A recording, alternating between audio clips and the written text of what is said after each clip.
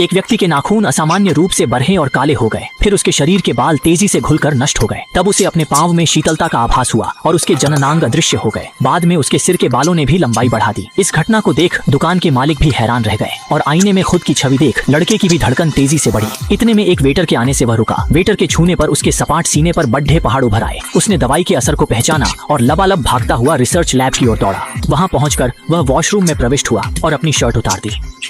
उस दृश्य को देखते हुए उसकी नाक से खून निकला और फिर बिना कुछ कहे उसने स्नान किया। जब वह स्नानरत था तभी उसके सहयोगी ने उसे आकर नंगा देखा, लेकिन वह घबराया नहीं और उसकी उपस्थिति में निर्भीक होकर खुद को प्रदर्शित किया। इससे उसका सहयोगी हक्का बक्का रह गया और उसने कहा कि यह खूबसूरती सिर्फ भाइयों के लिए होती है। लेकिन युवक ने सिर्फ हाथ पीछे किया और उसके साथी को चुप करा दिया। फिर उसने साहस से जनरल मैनेजर के पास जाकर झूठ बोला कि वह उसके सहयोगी की नई प्रेमिका है और सुंदरता का लाभ उठाकर एक विशेष फंड प्राप्त किया। एक महिला की पहचान से प्राप्त इस फायदे को देखकर उसने पुरुषत्व छोड़ दिया और एक उच्च श्रेणी की लग्जरी शॉप में गया।